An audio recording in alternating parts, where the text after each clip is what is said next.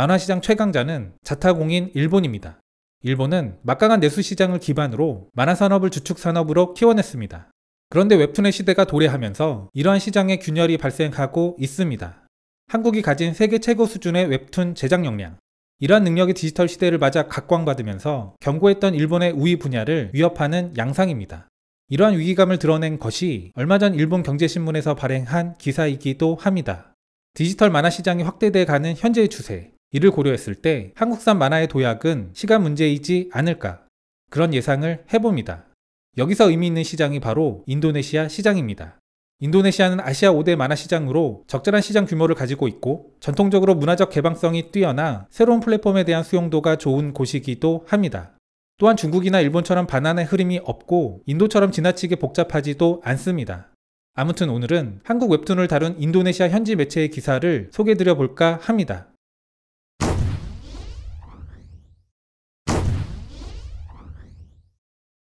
인도네시아 웹툰 시장은 한국이 초강세를 보이는 곳입니다.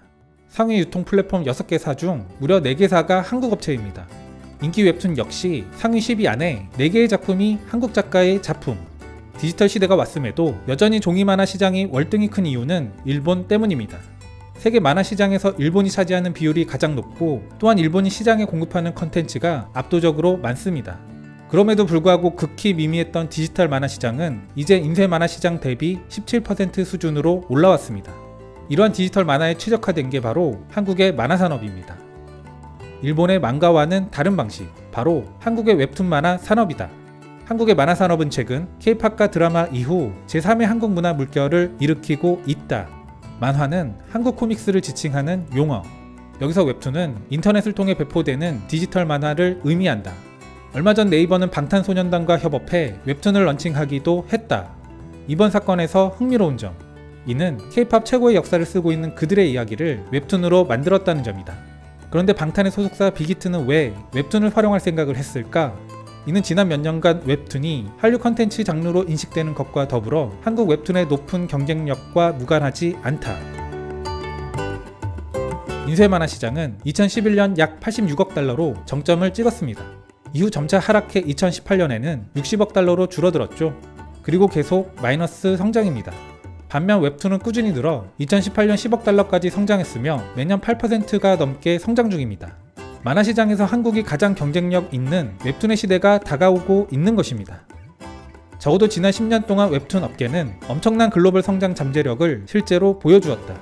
흥미로운 부분은 인쇄 만화 시장이 축소되는 가운데 전세계 웹툰 시장은 크게 증가했다는 것이다. 전세계 만화 시장은 2018년 기준 70억 달러로 추정되며 이 중 디지털 만화 시장은 10억 달러에 달한다. 인도네시아 웹툰의 인기 또한 상당히 거세다. 네이버가 만든 라인 웹툰의 월간 이용자는 약 1700만 명에 달한다. 웹툰은 최근에 인기에 힘입어 웹툰 원작의 영화와 드라마가 제작되기도 했다.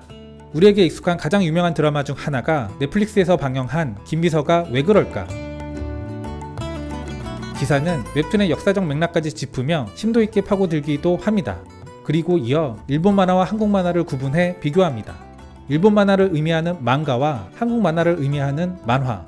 기사가 이를 정확하게 구분하는 게 인상 깊습니다. 웹툰과 일본 만화를 구분하는 핵심적인 것 중 하나는 바로 읽는 순서. 일본 만화는 오른쪽에서 왼쪽으로 수평적으로 읽는다. 그러나 웹툰은 중간에 넘기는 과정 없이 위에서 아래로 읽는다. 현재 인도네시아에서 인기 있는 장원호와 송정은 작가의 작품들.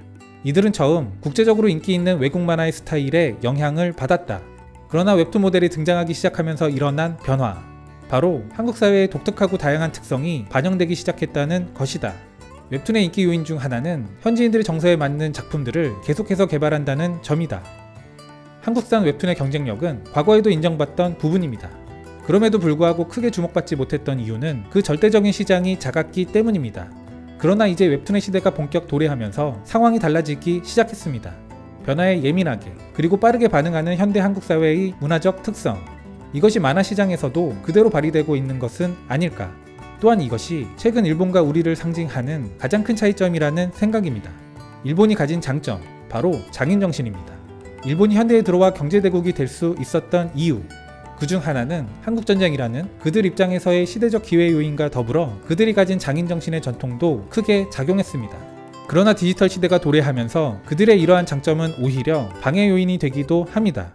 새로운 것을 적용하기보다는 기존의 것을 파고드는 것을 선호하는 일본 사회. 이는 문화적으로 변화에 느린 일본 사회의 모습에서 그대로 드러납니다. 여전히 DVD를 대여해서 보는 비중이 높고 종이 만화를 선호하며 현금 사용 비율이 높은 일본 사회. 디지털 시대에 적합한 것이 한국. 그리고 그 대척점에 있는 게 바로 일본이지 않을까. 그리고 그런 차이가 일본의 한국에 대한 뜬금없는 위기감을 만든 근본 원인이지 않을까. 그런 생각도 한번 해봅니다.